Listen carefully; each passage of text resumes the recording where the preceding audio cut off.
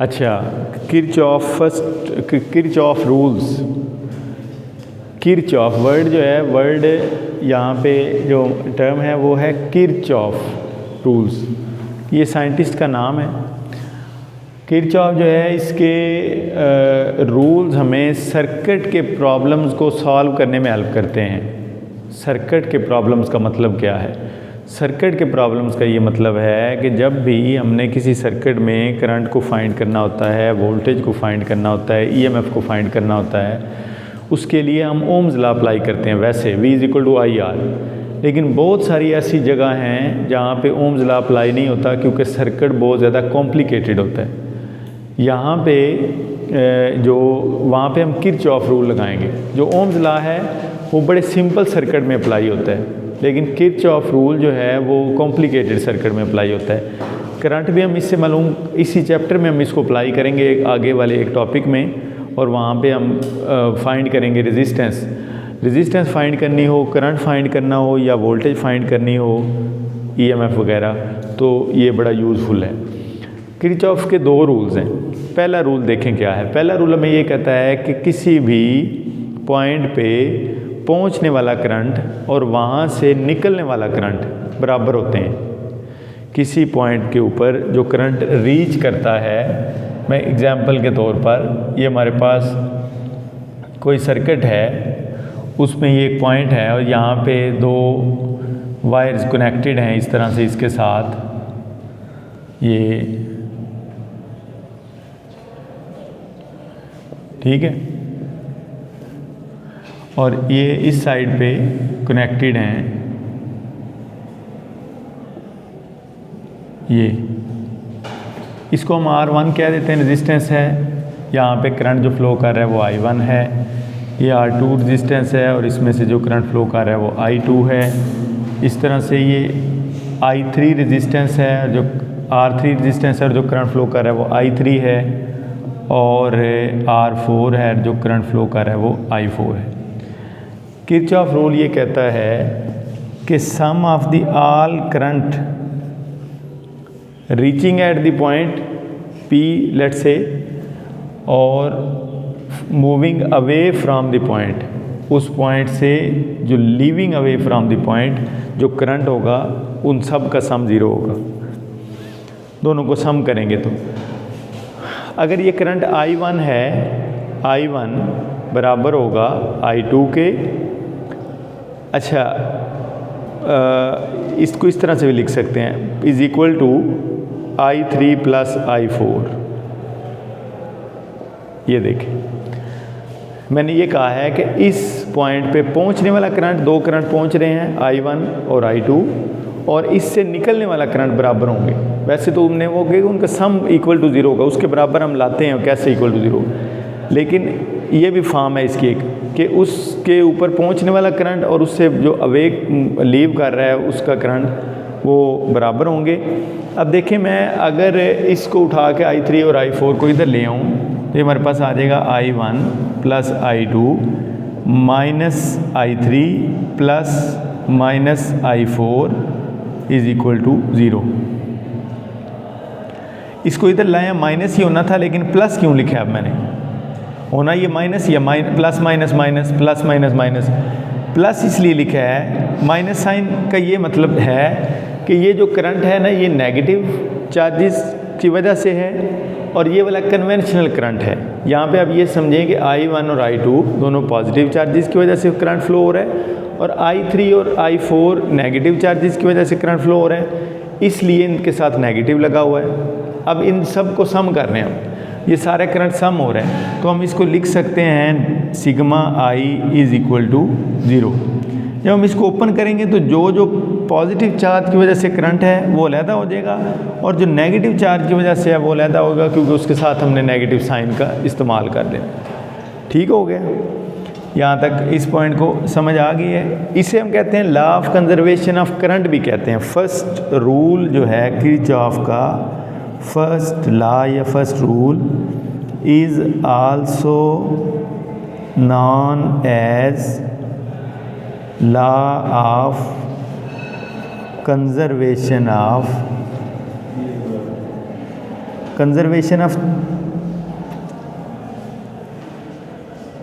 Charge या current, law of conservation of charge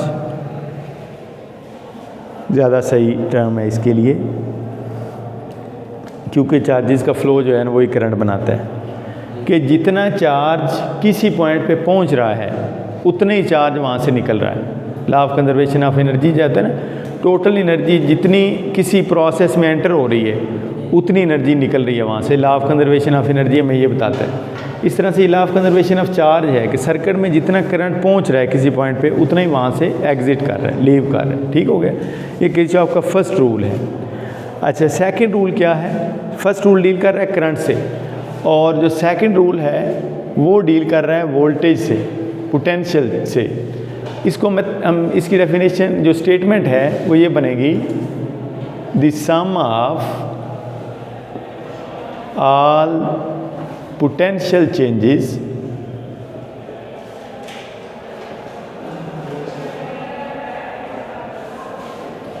in a circuit, in a closed circuit, very good, very closed circuit, open circuit में नहीं, इन्हें apply हो सकता है ये, in a close circuit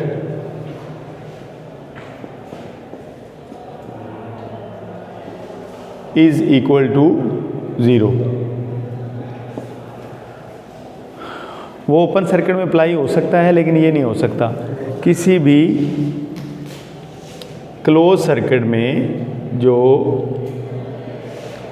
potential changes का मतलब क्या है यहाँ पे,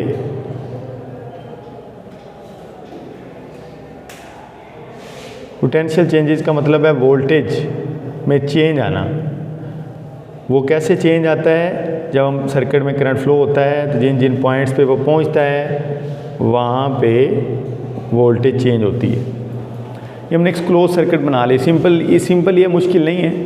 क्लोज सर्किट बना लिए, इसमें दो बैटरीज लगी हुई हैं। पहली जो बैटरी है इसकी EMF E1 है, दूसरी जो बैटरी है इसकी EMF E2 है। यहाँ पे एक रेजिस्टेंस भी लगी हुई है R। अब यहाँ से करंट फ्लो करेगा जब दो बैटरीज इकट्ठी लगी हों, और अगर वो अपोजिट डायरेक्शन में हो, जैसे नज़र आ रहा है कि अपोजिट डायरेक्शन में, इसका करंट इधर फ्लो करके जाएगा और इसका करंट इधर फ्लो करके आएगा। हमने किसका करंट लेना है? हमने उस बैटरी का लेना है जिसकी EMF ज़्यादा होगी। E1 की EMF फ़र्ज़ कर लेते हैं कि EMF जो है E1 है वो ज़्यादा है, यानी कि 20 वोल्ट है लेट से, और ये 10 वोल्ट है। तो जो करंट सर्किट में फ़्लो करेगा वो EMF 1 की वजह से करेगा, क्योंकि ये बैटरी बड़ी है, ये अपना करंट फ़्लो करवाने में कामयाब हो जाएगी। तो इसके वजह से हम करंट की डायरेक्शन लेंगे। हम ये जिसकी EMF ज़्यादा है उसके लिहाज से आपने करंट की डायरेक्शन को फ़र्ज़ करना है। ये करंट की डायरेक्शन है। अच्छा, अब करंट आपको पता है फ़्लो करता है चार्जेस की वजह से, और फ़र्ज़ करेंगे यहाँ पे डेल्टा Q चार्ज जो है ना वो फ़्लो करके आ रहा है, क्योंकि I बराबर होगा, I बराबर होता है delta Q by delta T। तो डेल्टा Q चार्जेस जो हैं वो यहाँ पे फ़्लो हो रहे हैं। अच्छा, अब डेल्टा Q चार्ज यहाँ से निकलेंगे और निकल के रेजिस्टेंस में पहुँचेंगे। रेजिस्टेंस में जो हमारे पास वोल्टेज होगी वो क्या होगी भला? इसको हम इस तरह से लिख सकते हैं,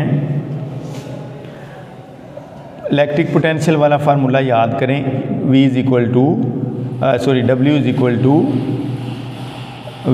W बाई Q। वहाँ पे एक चार्ज था, यहाँ पे ज़्यादा चार्ज है, तो इसको मैं इस तरह से कर लेता हूँ V delta Q। W is equal to V into delta Q। ये हमारे पास आ गया। अच्छा, इस चीज़ को अब हम, ये हमारे पास पोटेंशियल चेंज बन गई है। मतलब इसको सिंपल समझें, W जो ये एनर्जी है, कितनी एनर्जी यहाँ पे कंज्यूम होगी वो हम लिखेंगे। उसके बाद जब करंट आगे पहुँचेगा यहाँ पे कितनी एनर्जी उसकी कंज्यूम होगी वो लिखेंगे, और फिर वो आगे अगर सर्किट में कोई और रेजिस्टेंस है तो उसमें पहुँचेगा तो वहाँ पे कितनी होगी।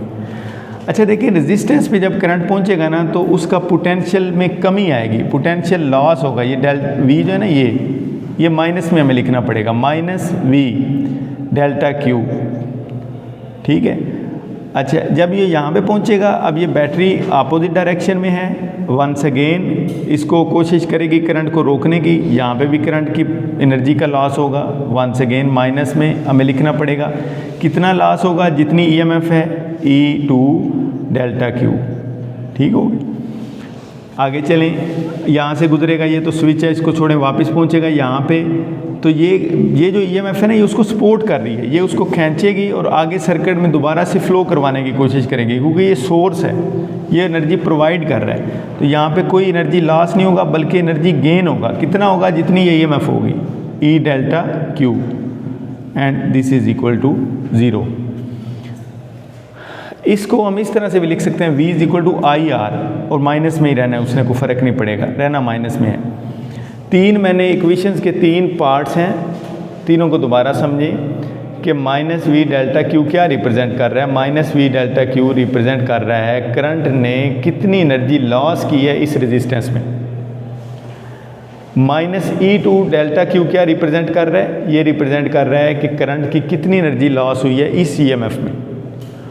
और प्लस E1 डेल्टा क्यू क्या रिप्रेजेंट कर रहा है कि करंट ने फ्लो करते करते जब यहाँ पे पहुँचा, उससे पता चला ये मुझे सपोर्ट कर रहा है, ये वाली ईएमएफ मुझे सपोर्ट करे, क्योंकि इसकी डायरेक्शन वही है जो मेरी डायरेक्शन है। तो यहाँ पे उसको एनर्जी गेन मिलेगी, एनर्जी गेन कर देगा। ठीक है, जैसे हमें हवा जो है वो हमारे मुखालिफ सिमत में चल रही हो, तो बाइक साइकिल चलाना मुश्किल होता है, क्योंकि वो हमें अपोज कर रही है। और अगर हवा हमारे उस डायरेक्शन में ही चल रही हो जिस डायरेक्शन में हम जा रहे हैं, आपको पीछे से वो फोर्स लगा रही हो, तो फिर बाईसाइकिल के अगर हम साइकिल के पैडल को यूज़ करें, बड़ा थोड़ी सी एनर्जी लगानी पड़ेगी और साइकिल जो है वो आगे दौड़ता जाएगा। ठीक है, ये इस तरह से ये करंट को यहाँ पे आके एनर्जी मिलेगी, वो एनर्जी गेन करेगा। जब वो एनर्जी गेन करेगा तो उससे क्या होगा कि वो मज़ीद सर्किट में फ़्लो करेगा, इसलिए हमने इसके साथ प्लस लगाया है। अब बेसिकली देखें तो इन तीनों टर्म्स की जो यूनिट्स हैं वो एनर्जी के हैं, वोल्टेज के नहीं है। देखें, वोल्टेज जब 4 से मल्टीप्लाई हो तो वर्क बनता है, वर्क का मतलब है एनर्जी। इसका भी यूनिट एनर्जी का है, इसका भी यूनिट एनर्जी का है, और इसका भी यूनिट एनर्जी का है। इसलिए जो किरचॉफ सेकंड रूल है, इसे law of conservation of energy भी कहा जाता है। सर्किट में ये एनर्जी को बैलेंस कर रहा है। देखें, अगर मैं माइनस साइन वाले को उठा के उस साइड पे ले जाऊं तो क्या बनेगा? ये अगर इसको उठा के तो ले जाएंगे तो ये आ जाएगा E1 delta Q V delta Q plus E2 delta Q, ये दोनों प्लस के हो जाएंगे।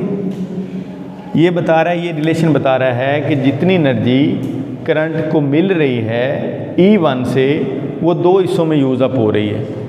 एक यहाँ पे IR की फॉर्म में, ये वैसे यहाँ पे हमें R डाल लेना चाहिए, उसकी वजह ये है कि पता चलता रहता है कि वोल्टेज कहाँ पे इस्तेमाल हो रही है। इस V को मैं IR लिख लेता हूँ, V is equal to IR।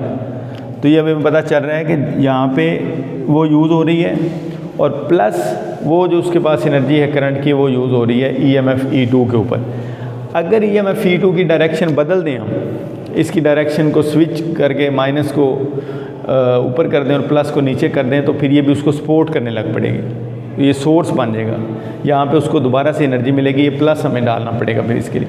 ठीक है, तो ये देखें, तो एनर्जी जो करंट को मिल रही है, जो सोर्स के पास जितनी एनर्जी है वो बराबर है जो कंपोनेंट्स में, सर्किट के कंपोनेंट्स में जो एनर्जी इस्तेमाल हो रही है, वो दोनों बराबर हैं। ठीक है, जितनी एनर्जी उसके पास है वो कहाँ पे इस्तेमाल हो रही है, हमें इक्वेशन बता रही है, हमें पूरी की पूरी उसकी डिटेल दे रही है कि यहाँ पे इसको एनर्जी थी इतनी यहाँ पे, और ये यहाँ पे यूज़ हो रही है। इसलिए इसे law of conservation of energy भी कहा जाता है, Kirchhoff second rule. Understand? Okay.